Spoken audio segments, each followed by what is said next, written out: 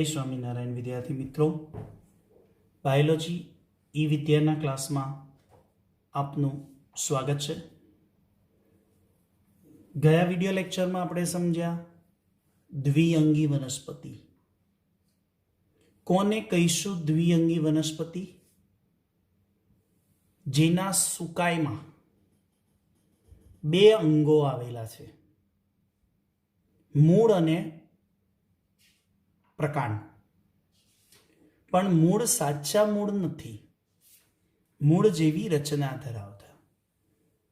अने पृथ्वी उपरना सौ प्रथम उभयजीवी वनस्पतिओ एनी माहिती आपणे कम्प्लीटली रचना, वसवाट, प्रजनन, एनु लाइफ साइकल, जीवन चक्र आपणे समजी गया। हवे ए द्विअंगीना आपणे उपयोगो शीखीशुं। द्विअंगीना उपयोग नंबर 1, द्विअंगीना उदाहरण में मॉस आवे छे। एनु बीजू नाम शेवाळ कहेवाय। मॉस में पण अलग अलग प्रजातिओ छे, एटले शब्द अहीं एवो लख्यो छे केटलीक शेवाळ अथवा तो केटलाक मॉस तृणाहारी सस्तन पक्षीओ अने अन्य प्राणीओने खोराक पूरो पाडे छे। टूंकमां केटलाक प्रकारनी मॉस, केटलाक प्रकारना शेवाळ ए खोराक तरीके वपराय छे, खोराक तरीके एनो उपयोग थाय छे। बीजो उपयोग बहु इम्पोर्टन्स छे। बीजो उपयोग बधा उपयोग इम्पोर्टन्स ज छे, पण आ उपयोगनी अंदर थोड़ीक विशेषता छे। पहलो तो सिंपल हतो के चलो भाई खोराक तरीके वपराय छे। आ मॉस छे ने ए लाइकेन साथे, लाइकेननी आपणे चर्चा शीखी गया जे आर.एच. विटेकरे एनी सृष्टिमां समावी नथी, जे फूग अने લીલનું સજીવન છે। એ લાઇકેન સાથે મોસ છે એ ખડકો ઉપર વસાહત બનાવે। એના પ્રથમ સજીવો છે। અને ક્યાં જોવા મળે આવી મોસ લાઇકેન સાથે? વેરાન ખડકો ઉપર। અને વેરાન ખડકોની ઉપર રહી વસવાટ કરી અને ખડકોને તોડવાની પ્રક્રિયા કરશે, ખડકોનું વિઘટન કરશે। એ ખડકોનું વિઘટન કરે ત્યારે નવી વનસ્પતિ આવે, એની જગ્યાઓ પર નવી વનસ્પતિ વસવાટ કરે। એને વનસ્પતિનું અનુક્રમણ કહેવાય। તમને એમ થશે કે આ વનસ્પતિનું અનુક્રમણ એટલે શું? અનુક્રમ, અનુક્રમ એટલે એક પછી એક વનસ્પતિ આવી વસે અને ખસે, ત્યારે બીજી વનસ્પતિ આવે વસે અને ખસે। તો પહેલી લાઇકેન આવી, વસવાટ કરી અને ખસી। પછી મોસ આવે, વસે અને મોસ પણ ખસે। ત્યારે ઉચ્ચ કક્ષાની વનસ્પતિઓ ત્યાં આગળ આવી શકે, વૃદ્ધિ પામે। એ ઉચ્ચ કક્ષાની વનસ્પતિઓ આવે એના માટે મોસ સાનુકૂળ આધાર બનાવે। એટલે મોસને પરિસ્થિતિ વિદ્યામાં ખૂબ જ અગત્યની મનાય છે। આ તમને થશે કે વનસ્પતિ અનુક્રમણ મેં એમ કીધું કે કોઈ વનસ્પતિ આવે, વસે, લાંબુ આયુષ્ય ભોગવે, જીવે અને પછી ખસે। જ્યારે એ પોતે ખસે ને ત્યારે એક એવું પર્યાવરણ બનાવતા જાય કે નવી વનસ્પતિ માટે અનુકૂળ હોય। એટલે નવી વનસ્પતિ આવે, વસે, ખસે।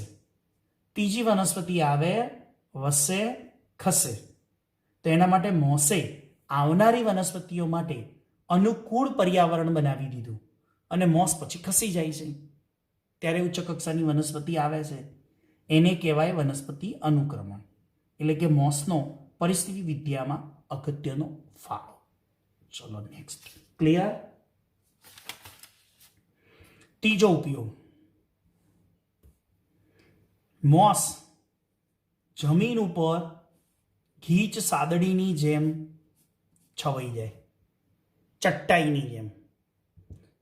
એક સરસ મજાનું ચોમાસાની અંદર, વરસાદ ઋતુની અંદર ખડકોની ઉપર એકદમ સરસ રીતે આખી મોસની ચાદર બનેલી હોય, જમીન ઉપર, ખડકો ઉપર, ખાસ તો જમીન ઉપર જ્યારે મોસની ચાદર બને ને, અથવા તો ગીચ સાદડીની જેમ, સાદડી એટલે ચાદર, ચટ્ટાઈ, એની જેમ જમીન ઉપર છવાઈ જાય. પણ એ છવાઈને ફાયદો શું કરે છે? જે વરસાદ વરસે ને એનાથી જમીનનું ધોવાણ થાય, એ ધોવાણને ઘટાડે છે. નતું નાના હતા ત્યારે નાના ધોરણમાં આવતું કે ખુલ્લી જગ્યામાં વૃક્ષો ઉગાડો તો જમીનનું ધોવાણ અટકે, કામ, માટી એ બધું વહી જતું અટકે. તો એ મોસ આ જમીનનું ધોવાણ અટકાવે. ચોથો ઉપયોગ. હવે ચોથો ઉપયોગ, પાણીની અસરથી મોસ અથવા તો દ્વિઅંગી સડી જાય. પાણીને કારણે મોસ સડી જશે, સડીને એક લોચો થઈ જશે. એને કહેવાય પીટ. પીટ એટલે શું? ચોપડીમાં કદાચ આ ઉપયોગ પહેલો લખ્યો છે, બીજો ઉપયોગ છે, રાઈટ. પીટ શબ્દ, એ પીઠ શું છે એ હું તમને સમજાવું. અને પીઠ કોની હોય? પીઠ નહીં હો વિદ્યાર્થી મિત્રો, પીઠ નહીં, પીટ, સ્ફેગ્નમ. દ્વિઅંગીનું એક ઉદાહરણ છે સ્પેગ્નમ, શેવાળ. સ્પેગ્નમની એક જાતિ છે, દ્વિઅંગીનું ઉદાહરણ છે સ્પેગ્નમ. એ પાણીની અસરથી સડીને લોચો થઈ જાય. પાણીને ભેજ લાગે ને એટલે લોચો થઈ જાય. હવે એ લોચો, એને પીટ કહીશું. એ પીટને લોકો શું ઉપયોગ કરે છે? સૂકવીને બળતણ તરીકે વાપરે છે, ફ્યુઅલ તરીકે.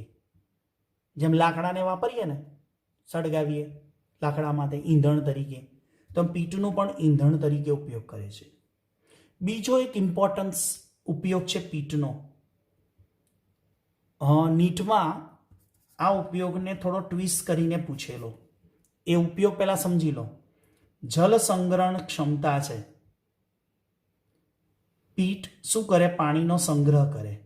એને કારણે જરૂરી માલ સામાન બાંધવામાં, હેરફેર કરવામાં ઉપયોગી છે. સમજો શું કહેવા માંગુ છું? પીટ છે ને પાણીનો સંગ્રહ કરે. કીધું પાણીની અસરથી, એટલે પાણીને પકડીને, પાણીને ભેજનો સંગ્રહ કરીને સડી જાય. પણ એ સડેલો લોચો છે ને, એ પીટ કહેવાય. એ પીટ ઘણી જગ્યાએ શું ઉપયોગમાં આવે? દાખલા તરીકે કોઈ જીવંત વસ્તુ છે, લાઈવ, પણ એ ઘણીવાર એ જીવંત વસ્તુ શાની બની હોય? એના કોષની અંદર પાણી હોય, જીવરસ હોય, પ્રોટોપ્લાઝ્મા હોય. એ લાંબા સમયે સુકાઈ જાય. માની લો કે મારે ગુલાબ અથવા તો જાસૂદ, મારે તમારા ઘર સુધી પહોંચાડવું છે, તમને આપવું છે. જાસૂદનું ફૂલ હોય કે ગુલાબનું ફૂલ હોય, મારે અહીંયાથી પોસ્ટમાં અથવા તો કુરિયરમાં મોકલાવવું છે. અને તમારા ઘર સુધી એ કુરિયર પહોંચે તો ગુલાબ હોય કે કોઈ પણ ફૂલ હોય, શું થાય? 3 કે 4 દિવસે તમારા ઘરે પહોંચે તો શું થાય? સુકાઈ જાય. પણ હું પેકિંગમાં શું કરીશ? એ ગુલાબને, એ જાસૂદના ફૂલને હું પેકિંગની અંદર આજુબાજુમાં પીઠ, જે આ દ્વિઅંગીનો લોચો છે, એ પાણીનો સંગ્રહ કરે છે. એટલે હું એ પીઠને પાણીવાળું કરીને અને સરસ મજાનું પેકિંગ કરીશ. વચ્ચે જાસૂદ મૂકીશ ને આજુબાજુ પીઠનું પેકિંગ કરીશ. જેમ થર્મોકોલનું પેકિંગ કરીએ ને, એમ હું પીઠનું પેકિંગ કરીશ. થર્મોકોલની જગ્યાએ હું પીઠ મૂકીશ. અને પછી પૂઠાના બોક્સની અંદર પહેલા પોલિથીનની અંદર પીઠની અંદર જાસૂદ અથવા તો સરસ મજાનું તાજું ગુલાબનું ફૂલ મૂકીશ. અને ઉપર પૂઠાનું પેકિંગ કરીશ, કોથળી અને એને કોથળીની ઉપર પૂઠું બોક્સ પેકિંગ અને બોક્સ ઉપર ગિફ્ટ પેક કરીશ. અને તમારા ઘરે આવે ને 4 દિવસે કે અઠવાડિયે, જ્યારે તમે બોક્સને ખોલશો ને પેલું બોક્સ નીકળશે, પછી અંદરથી પોલિથીન બેગ નીકળશે. પોલિથીન બેગની અંદર એક કાળો પીઠનો લોચો હશે. તમને એવું લાગશે કે આ નાળિયેરના છોતરા કેવા છે. એ લોચો હશે, એની વચ્ચે 5 દિવસે પણ ગુલાબ તાજું ને તાજું તમને મળશે. આ એનો ઉપયોગ છે. આ વર્લ્ડમાં ગુલાબ કે જાસૂદ મોકલવા નહીં, બોડીના અંગોને એક જગ્યાએથી બીજી જગ્યાએ મોકલવા હોય ને, કે કોઈ બોડી ઓર્ગન્સ છે, શરીરનું કોઈ અંગ છે, એની અંદર પાણીનું પ્રમાણ જાળવી રાખવું હોય ને, એમને એમ તાજું રાખવું હોય ને, તો આજુબાજુ આ પીઠનું પેકિંગ કરવામાં આવે. કેમ? પાણીનો સંગ્રહ કરે છે ને, એટલે જલ્દીથી અંદર કોઈ વસ્તુનું ભેજ પકડી રાખે. આ ભેજ પકડી રાખે એટલે અંદર રાખેલી જે વસ્તુ છે ને એ સુકાઈ ન જાય, એવી ને એવી તાજી રાખવા માટે. આ મેં બધું આ સમજાવ્યું ને એટલા માટે ડીપમાં, કે આ એક ટોપિકની ઉપર, આ એક નાનકડા લાઈન ઉપર નીટનો પ્રશ્ન પૂછાયો હતો 2017માં. પહેલો જ પ્રશ્ન હતો. પણ એમાં આવું મેં કીધું ને, ગુલાબનું ફૂલ ને જાસૂદનું ફૂલ, એવી વાર્તા કરીને પૂછ્યો હતો. જે સમજો વિદ્યાર્થીઓને ખબર પડી જાય કે આ દ્વિઅંગીના પીઠનો ઉપયોગ છે. આમાં ડાયરેક્ટ ના હોય, એટલે આવી વસ્તુ છે એનસીઆરટી. સમજો બરાબર. ચલો નેક્સ્ટ. હવે દ્વિઅંગીના પ્રકાર સમજવા છે.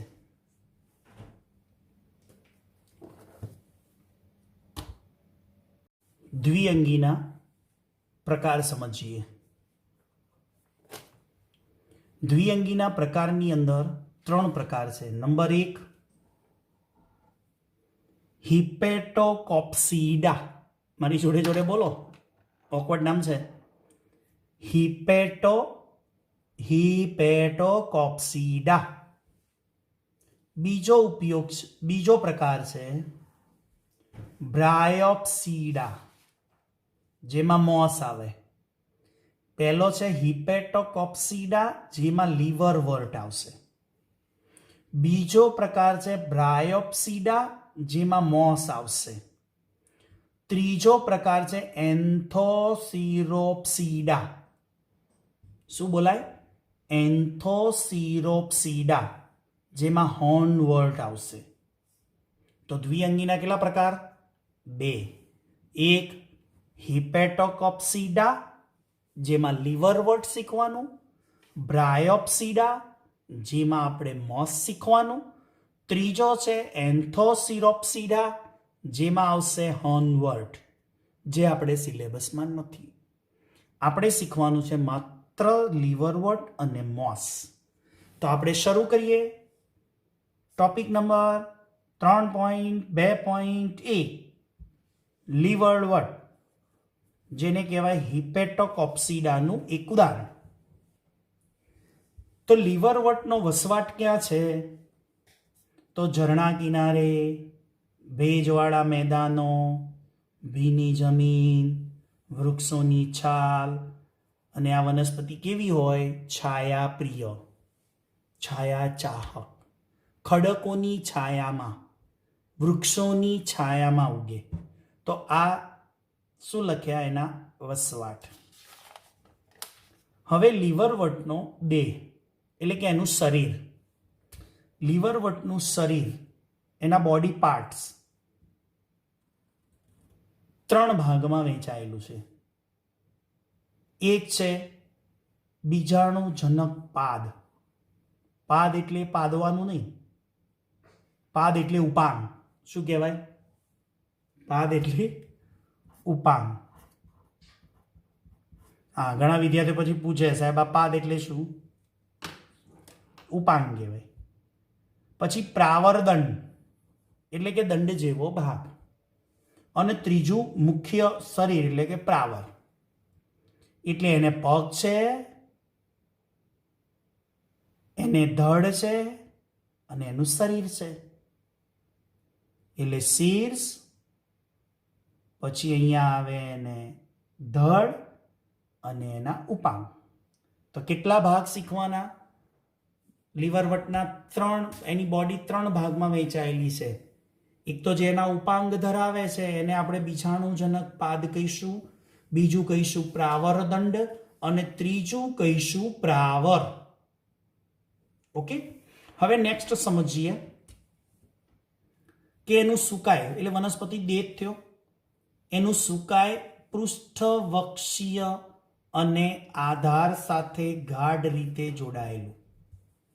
પૃષ્ઠવક્ષ એટલે કે ચપટું છે.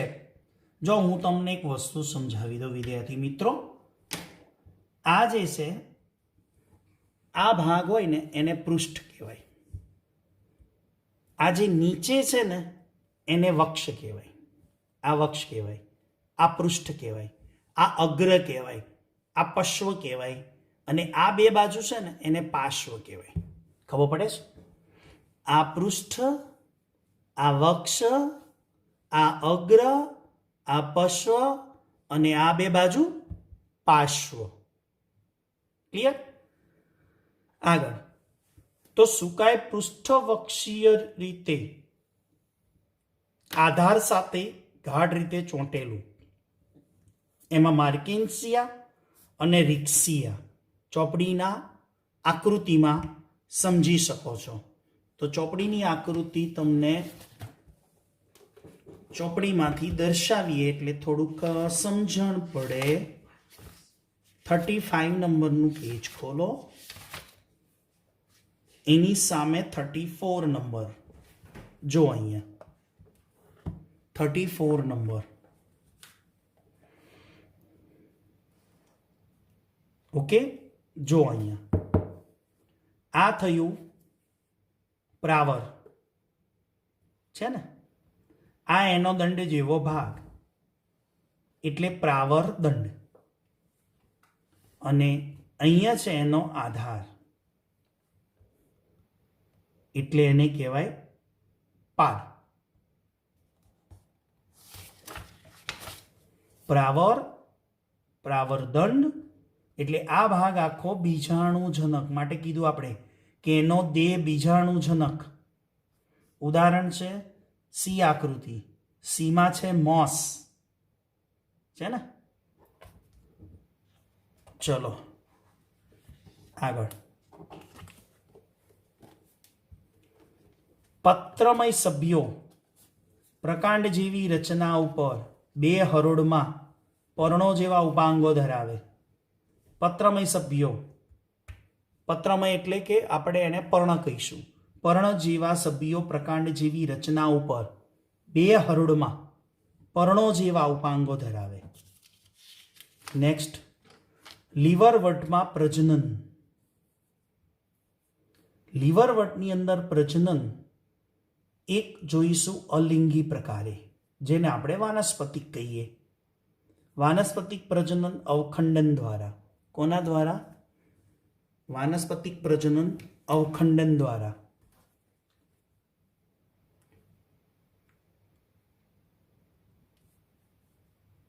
ઓકે, દેખાય છે? હા, વાનસ્પતિક પ્રજનન કોના દ્વારા? અવખંડન દ્વારા. અથવા તો એને વિશિષ્ટ રચના કીધી કુડમલી. હવે તમને થશે કુડમલી કોણ છે? કુડમલીને તમારે શું સમજવાનું? કલિકા. જેમ હાઇડ્રા, પ્લેનેરિયા, હાઇડ્રા અને લીકે છે ઈસ્ટ. ઈસ્ટમાં કલિકા સર્જન, હાઇડ્રામાં કલિકા સર્જન. એમ કુડમલી એટલે કલિકા થાય. કુડમલી એટલે શું થશે? કલિકા. એ કુડમલી એટલે શું? વનસ્પતિ ઉપર પ્યાલા જેવી કુપધાનીઓ, અને એ કુપધાનીઓમાં લીલી બહુકોષી કલિકાઓ હોય. જો અહીંયા આકૃતિમાં મેં આ પ્યાલા જેવી રચના બતાવી છે. આ પ્યાલા જેવી જે રચના છે ને એને કહેવાય કુપધાની. શું બોલાય? કુપધાની. અને આ કુપધાનીમાં શું આવેલી હોય? અહીંયા આ પ્યાલા જેવી રચના એટલે કુપધાની. કુપધાનીમાં શું આવેલી હોય?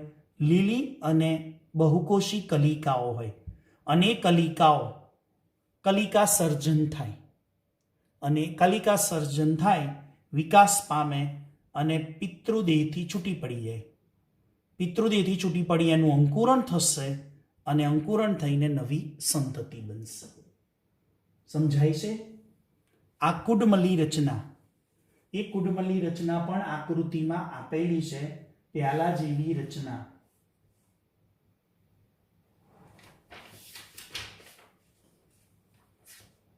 જો તો ત્યાં હમણાં જે પાનું બતાવ્યું ને જ પાના ઉપર 34 નંબરના પેજ ઉપર જુઓ કુડમલી. ચલો નેક્સ્ટ, લિંગી પ્રજનન. લિંગી પ્રજનન કોના દ્વારા? એક જ સુકાય કે અલગ અલગ સુકાઈ ઉપર નર અને માદા લિંગી અંગો હોય. કેવા હોય? નર અને માદા લિંગી અંગો. માર્કેન્સિયા, આકૃતિ ખોલો 34 ઉપર. માર્કેન્સિયાનું સુકાય, એમાં નર સુકાય છે એક, અને બીજું છે માદા સુકાય. નર સુકાય છે એની ઉપર પૂજન્યુધાની ધર છે, અને માદા સુકાય છે એના ઉપર સ્ત્રીજન્યુધાની. આકૃતિ ખોલી 34 ઉપર, એની ઉપર તમને પૂજન્યુધાની અને સ્ત્રીજન્યુધાની છે. પૂજન્યુધાની વાળું નર સુકાય કહેવાય, અને સ્ત્રીજન્યુધાની વાળું માદા સુકાય. એમાં મેલ અને ફિમેલ સુધી કાઢો, ત્યાં લખી કાઢો. જેમાં પૂજન્યુધાની લખ્યું છે એન્થેડિયમ,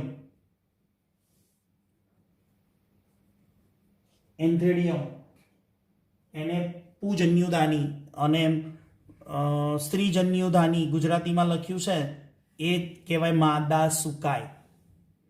હવે પ્રાવરમાં અર્ધીકરણ દ્વારા એકકીય બીજાણુઓ સર્જાય, એટલે કે જે હમણાં તમને દર્શાવ્યું પ્રાવર, એ બીજાણુની અંદર એ બીજાણુજનક અવસ્થા છે, એમાં એકકીય બીજાણુઓ સર્જાય, અંકુરણ થાય અને નવો દેહ બનાવે. અને જે દેહ બનાવશે ને એ કઈ અવસ્થા કહેવાય? જન્યુજનક. તો સમજો, લિંગી પ્રજનનમાં આ બધા ભાગ છે એ બીજાણુજનકમાં આવે. શામાં આવે? બીજાણુજનક. એ બીજાણુજનક છે. બીજાણુજનક અવસ્થામાં મેલ અને ફિમેલ, નરમાં પૂજન્યુધાની, માદામાં સ્ત્રીજન્યુધાની, અને એની અંદર બીજાણુઓ ઉત્પન્ન થાય. એ બીજાણુઓ અંકુરણ થાય, અંકુરણ થઈને વિકાસ પામીને નવો દેહ બનાવે ને, ત્યારે એ દેહને શું કહેવાય? જન્યુજનક અવસ્થા. ચલો ક્લિયર? આ થયું લિંગી પ્રજનન.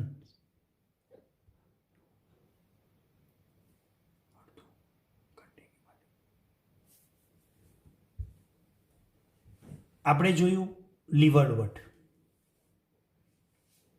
બીજું છે ટોપિક 3.2.2, જેમાં સમજીશું મોસ, શેવાળ. શાની વાત કરવાની છે? મોસ એટલે કે શેવાળ. અથવા મોસનું પ્રશ્ન કેવી રીતે પૂછાય? મોસનું જીવન ચક્ર સમજાવો, અથવા તો મોસનું જન્યુજનક અને બીજાણુજનક અવસ્થા સમજાવો. મોસના ઉદાહરણ તરીકે શું શીખવાનું છે આપણે? ફ્યુનારિયા, સ્ફેગનમ, હમણાં વાત થઈ ને, ફ્યુનારિયા, સ્ફેગનમ અને પોલિટ્રિકમ. યાદ રાખજો, ફ્યુનારિયા, સ્ફેગનમ અને પોલિટ્રિકમ, આ 3 વિશે માહિતી લેવાની છે. એટલે કે ઉદાહરણ છે, એમાંથી કોઈ એક વિશે શીખવાનું છે. પહેલી જ વાત, પ્રજનન. વાનસ્પતિક પ્રજનન અવખંડન કે કલિકા સર્જન દ્વારા. લિંગી પ્રજનન પર્ણમય પરોની ટોચ ઉપર, પર્ણમય પરોની ટોચ ઉપર પૂજન્યુધાની અને સ્ત્રીજન્યુધાની આવેલી હોય. હવે મોસનું જીવનચક્ર જ છે આકૃતિમાં, અરે સોરી થિયરીમાં જોજો, આખું જીવનચક્ર છે, એની અંદર જ એની રચનાને બધું આવી જાય. તો મોસનું જીવનચક્ર એટલે મોસનું લાઈફ સાયકલ એટલે એકાંતર જનન કહેવાય. મેં કીધું હતું કોઈ પણ વનસ્પતિમાં જીવનચક્ર એટલે એકાંતરજનન. બીજાણુજનક અને જન્યુજનક અવસ્થાઓ વારાફરતી જોવા મળે એને કહેવાય એકાંતરજનન. તો આપણે પહેલી લઈશું જન્યુજનક અવસ્થા, બીજી લઈશું બીજાણુજનક અવસ્થા. કેમ? પહેલી જન્યુજનક અવસ્થા એ વનસ્પતિનો મુખ્ય દેહ છે. વનસ્પતિ જે આપણને જોવા મળે ને ઉગેલી એરીએ જન્યુજનક અવસ્થા દર્શાવે એટલે લખ્યું છે મુખ્ય છે. જ્યારે બીજાણુજનક અવસ્થા ગૌણ છે. જન્યુજનક કેવી? મુખ્ય. બીજાણુજનક કેવી? ગૌણ. આ પ્રભાવી અને સ્વાવલંબી હોય, પેલી પરાવલંબી હોય. એટલે કે આ બીજાણુજનક આના ઉપર નિર્ભર હોય. જન્યુજનક ચાલે પછી જ બીજાણુજનકનો વારો આવે. ઓકે, હવે જન્યુજનક અવસ્થા છે એ વનસ્પતિનો મુખ્ય દેહ છે. એ દેહની અંદર બે અવસ્થા જોવા મળે, પ્રતંતુ અને બીજી પર્ણમય અવસ્થા. કઈ? પ્રતંતુ અને પર્ણમય અવસ્થા. પણ આ શીખીએ એ પહેલા આને શીખી લો. જો આ ગૌણ પરાવલંબી છે અને લીવરવર્ટ કરતા ખૂબ જ વિકસિત છે. ફલન પછી યુગ્મનજ બને, એટલે કે નરજન્યુ અને માદાજન્યુ બે ભેગા થઈ જાય. નરજન્યુ અને માદાજન્યુ બે ભેગા થઈ જાય એટલે ઝાયગોટ બને, યુગ્મનજ બને. અને યુગ્મનજ બને ને પછી એમાંથી નવો દેહ સર્જાય. એ નવો દેહ સર્જાય ને એ દેહની અંદર શું હોય? એક પાદ એટલે ઉપાંગ, બે દંડ એટલે કે પ્રાવર દંડ અને ત્રણ પ્રાવર, આવા ત્રણ અંગો જોવા મળે. ફલન પછી યુગ્મનજ. યુગ્મનજ એક કોષી રચના એટલે નાનો ભ્રૂણ કહેવાય. અને એનો વિકાસ થઈ, સંવિભાજન થઈ અને બહુકોષી ભ્રૂણ બને. બહુકોષી ભ્રૂણમાંથી બીજાણુજનક અવસ્થા બને. એ બીજાણુજનક અવસ્થા જે બને એની અંદર પાદ, પ્રાવરદંડ અને પ્રાવર, અને પ્રાવરમાં અર્ધીકરણ દ્વારા બીજાણુ નિર્માણ થાય. અને એ બીજાણુઓ જે નિર્માણ થઈને વિકિરણ થાય, વિકિરણ એટલે કે ફેલાવો, વિકિરણ એટલે ફેલાઈ જાય. ફેલાઈ જાય પછી એમાંથી કઈ અવસ્થા નિર્માણ થાય? જન્યુજનક. ઓકે, જન્યુજનકમાં કઈ અવસ્થા કીધી? બે, પ્રતંતુ અવસ્થા અને બીજી કઈ? પર્ણમય અવસ્થા. પરતંતુ અવસ્થા બીજાણુમાંથી સીધી જ વિકાસ પામે. બીજાણુમાંથી સીધી જ વિકાસ પામે એટલે કે આ જે બીજાણુ છે એ વિકિરણ થાય અને એમાંથી શું બનાવે? પ્રતંતુ. અને એ પ્રતંતુ એટલે લખ્યું છે કે બીજાણુમાંથી સીધી જ વિકાસ પામતી પ્રથમ અવસ્થા, જેના કારણે વનસ્પતિનો દેહ લીલી, શાખિત, ભ્રૂપ્રસારી કે તંતુમય હોય. જ્યારે આ પ્રતંતુમાંથી દ્વિતીયક પ્રતંતુ બને. સમજણ પડે છે? જો મોસનું જીવન ચક્ર છે એમાં બીજાણુજનકની અંદર ત્રણ અંગો નિર્માણ થાય. ત્રણ અંગોના નિર્માણ પછી પ્રાવર બને. પ્રાવરની અંદર અર્ધીકરણ દ્વારા બીજાણુ ઉત્પન્ન થાય. એ બીજાણુનું વિકિરણ થાય એટલે કે ફેલાય એમાંથી સીધું જ શું બને? પ્રતંતુ. એ પ્રતંતુ બન્યા પછી એને પ્રતંતુ અવસ્થા કહેવાય. પણ પ્રતંતુ દ્વિતીયક અવસ્થામાંથી દ્વિતીયક પ્રતંતુ બનાવે તો એને કઈ અવસ્થા કહેવાય? પર્ણમય. એટલે શું થયું? હું તમને શોર્ટમાં એક સમજાવું, એક કાગળમાં દોરીને સમજાવું તમને.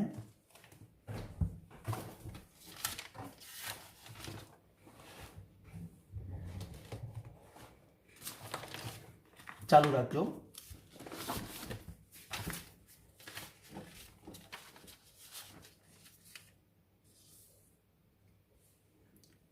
જો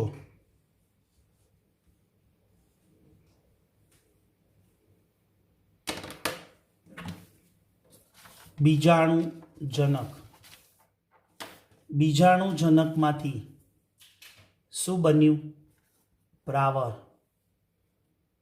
પ્રાવરમાંથી બીજાણુ ઉત્પન્ન થયા, એ બીજાણુમાંથી પ્રતંતુ બન્યા, એટલે પ્રતંતુ અવસ્થા થઈ. પછી એ પ્રતંતુમાંથી દ્વિતીયક પ્રતંતુ બન્યા, અને એ દ્વિતીય પ્રતંતુ બન્યા એમાંથી કઈ અવસ્થા થઈ? પર્ણમય અવસ્થા.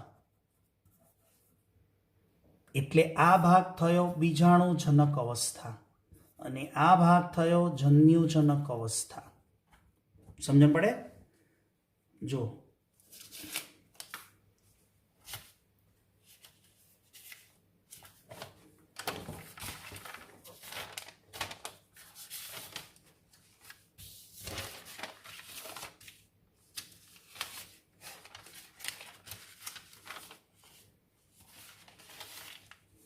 હા, બીજાણુજનકમાંથી